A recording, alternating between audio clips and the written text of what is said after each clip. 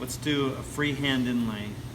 So I'm going to take this little piece of veneer, which is cherry, and it's very thin, and inlay it into this piece of plywood. Plywood's very thin veneer on top, right? So there's multiple layers and this thin layer on top, and that's okay because we're not going to go through this. In fact, if you do go through that, then you know to improve your skills. Now, a note for the wise, I am using cherry for a reason. It's a very, very good inlay material and it's very stable. Not all veneer is created equal, and when you're beginning, I want you to find success, and I think you'll find that in this little piece of cherry. So I want you to learn, though, that you need to prepare this before it goes down. I want to refine the edges. In fact, I want to make like a little sailboat, a little sail. So I'm going to put a curve. I'm going to cut it, and I just use scissors. All right, so now I've got a straight and a curve, and that'll give you a little more skill practice. But it's not ready yet. This has multiple facets on it, that curve does, and the better your inlay is before it goes in, the easier it will be to inlay. So I want to smooth that off. So I'm just using a sanding block, piece of sandpaper, to smooth off that curve. Now this stuff is delicate, and one way to handle it is to put something over the top of it. And now my sanding block's a little too large, but I can fix that.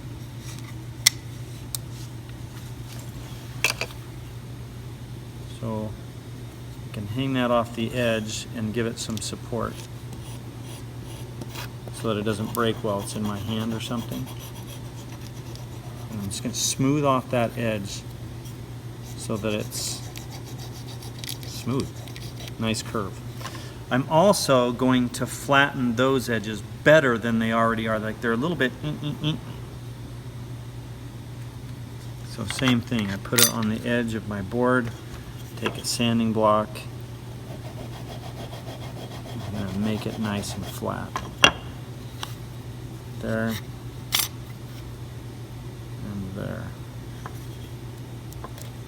I'm trying to keep it 90 degrees, right, as opposed to putting a bevel on it. I want nice and 90 degrees to the veneer. Okay. So let's put this guy right in the middle. Why not? Masking tape. I'm going to cover half with an X-Acto knife, and this has a nice blade in it. If your blade is all covered with glue and other stuff, ask the teacher for a replacement. The blade goes right along the edge, and it gets scored into the surface below it. I'm keeping it tight to the edge. The trick of inlay is making it so you don't have any gaps when it's put in. If you have big holes or cuts or marring this wood, it looks ugly. So we keep this as clean as possible. Nice and tight against the veneer. I'm not pressing too hard down. Very light to the touch. The reason why is because if I go too hard, this takes control and you'll find it starts to wander off, or you'll start to cut into your veneer and ruin it. So nice and light to the touch. Multiple passes, 2 or 3 to get it started. We'll do more later. Notice I'm starting in the corner. This is preferable here. That way I don't go beyond where the inlay is. Same thing on this side.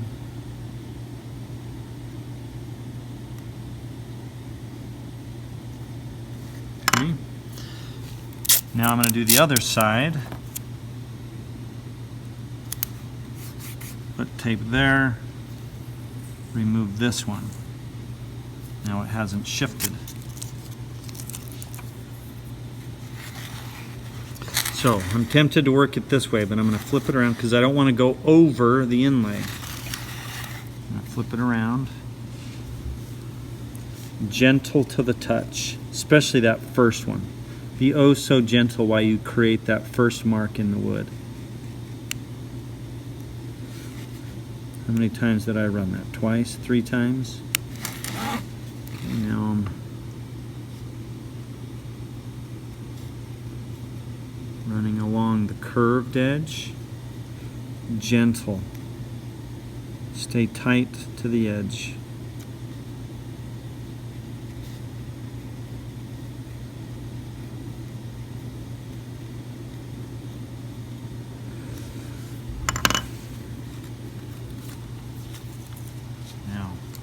Take a look so you can see the outline that I've made with the knife.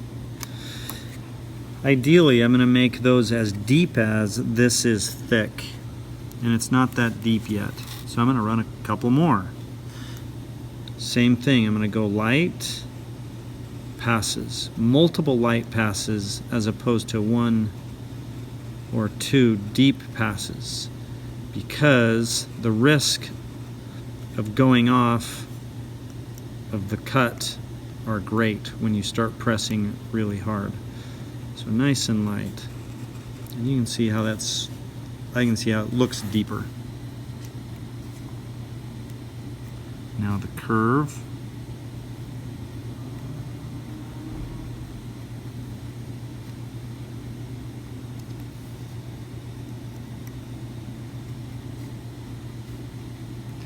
The deeper you get, the easier it is for that blade to stay in its path. Now I'm coming to an end, and I got to be careful not to go off. In fact, I think I'll turn it the other way and go that way. That would be a wiser decision.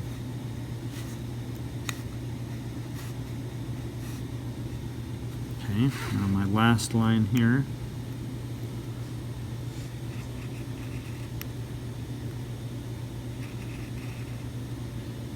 Multiple passes. I think I've done this about 10 times now on this one line. Flip it around like that. Okay.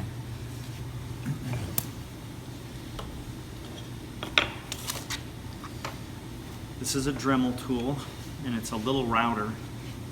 Has a little bit.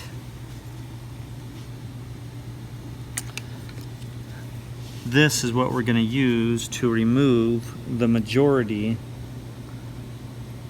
of that wood. It is set up the same thickness as the veneer. Now this can be adjusted here, but I don't think I'm going to take the time right now to tell you how to adjust this. What I will do is run a practice cut in my board to make sure it's the exact depth that I want.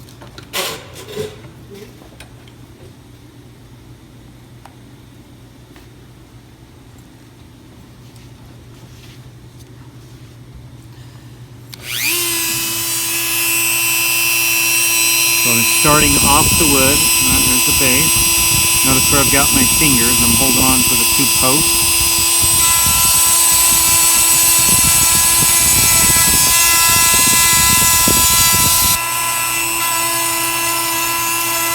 I'm just doing enough on the edge there to test it.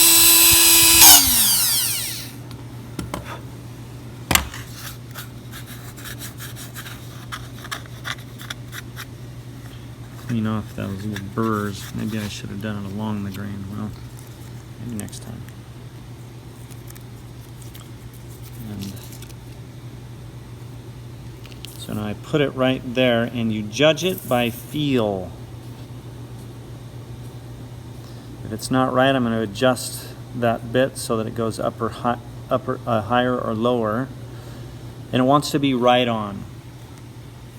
It's worth the time to adjust it for it to be right. If you're a little heavy, then you have to remove more veneer and you risk burning through it. If it's too deep, you have to remove more wood here and you risk creating some kind of a dip in your wood. So just take the time and set it up just right. That feels pretty good. So I'm going to set that aside.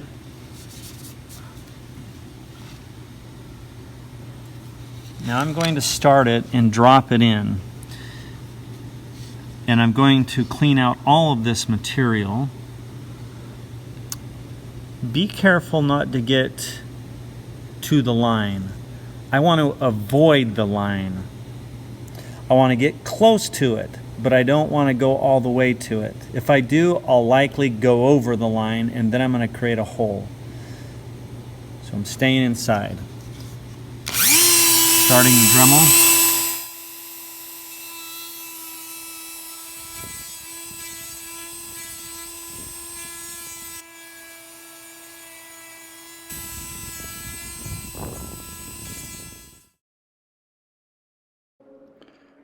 I'm just carefully working in between my lines. Now this is going much faster than the actual thing. Get close to those lines, but try not to touch them.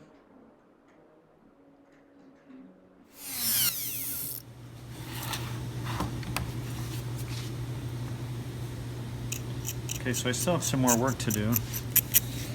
And I'm getting pretty close there. Notice the distance. I think I can cut that in half with my Dremel tool and still get a little bit closer. And I'm going to go all the way up into there and along that edge also. Let's speed this up again.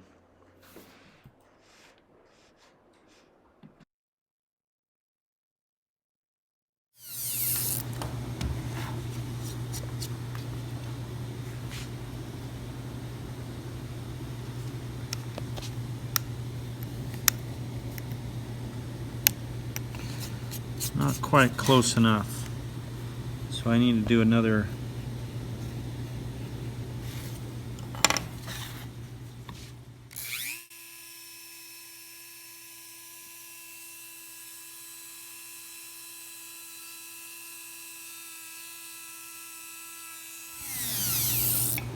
Notice when I set this Dremel down that I'm setting it on its side, not like that. You'll break the bit doing that, so keep it on its side.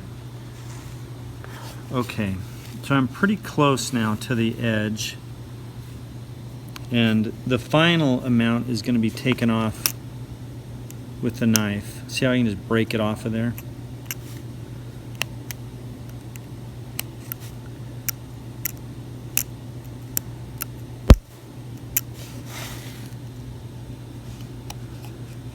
Sometimes just running it along the cut will pull it out too.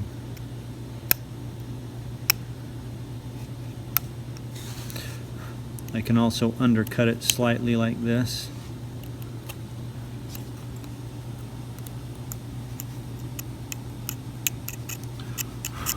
So I've got a flat surface here right up to that edge, and that's my job, is to keep that edge super clean. And I'm going to work all the way around this inlay to try to get that off, all of it. In the corner, it's hard to get up into that corner with the round bit, so you just have to chip away at it with your knife. That did it.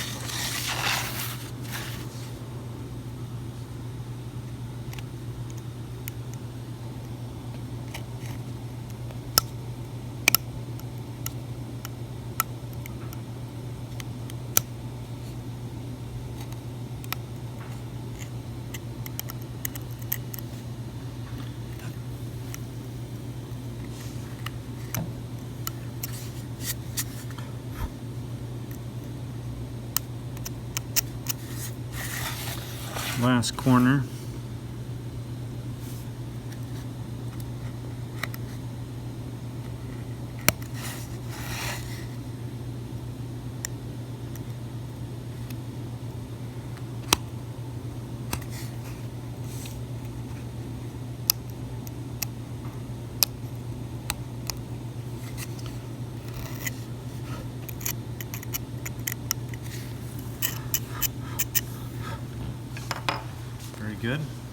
see how it fits.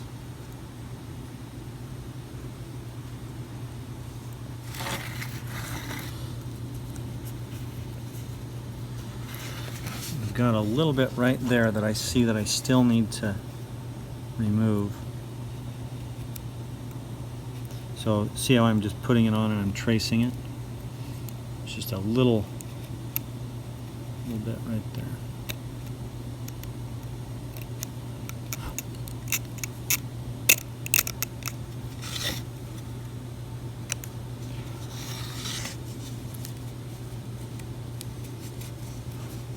That's nice.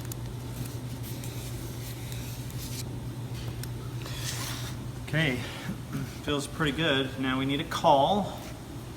This is the one we used before. I don't know if that's quite large enough, so I'm going to put some tape on the face of this and use that as my caul. Get my glue ready.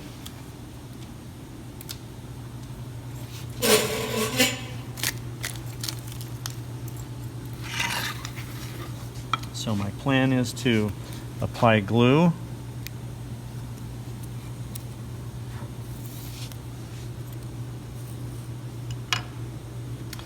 put the veneer on, put the tape down, put a clamp on it, let it sit for at least 15 minutes.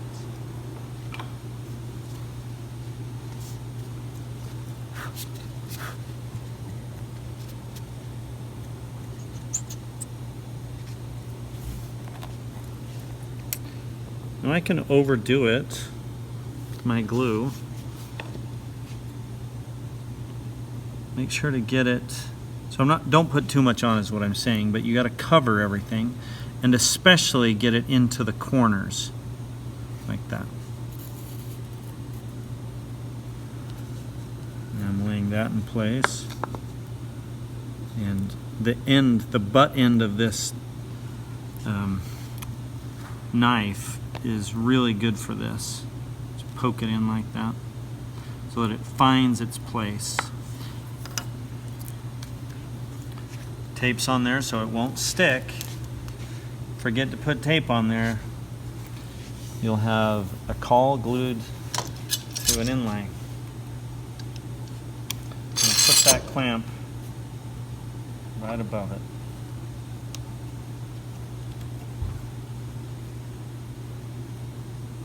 Good and tight. Let's let it sit for at least 15 minutes. This clamp has been on for at least 15 minutes. Longer is better.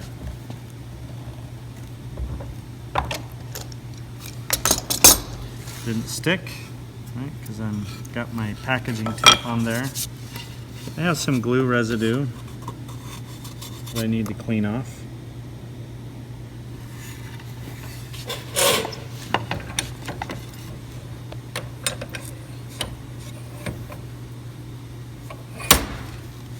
As before, now I'm not scraping away a lot of wood here, in fact hardly any, but I'm instead going to scrape the glue off. It's easier to do this way. You do have to be somewhat careful with thin inlays like this. It's easy to tear them. I'm also really conscious of the grain direction. Right? So the grain on this is going that way. The grain on this is going that way. So I'm going to scrape with the grain. It's less likely to tear that way. If you're doing something that is cross grain, well then try a diagonal. Just recognize that grain direction makes a difference. Okay, so I got most of it off. And sometimes this is, for delicate inlays like this, a sanding block is a really good, it's slow, but you want slow.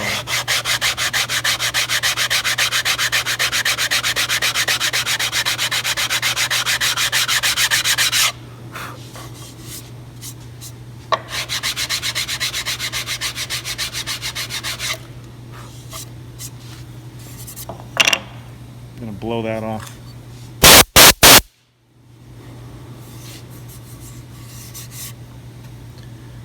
just like that.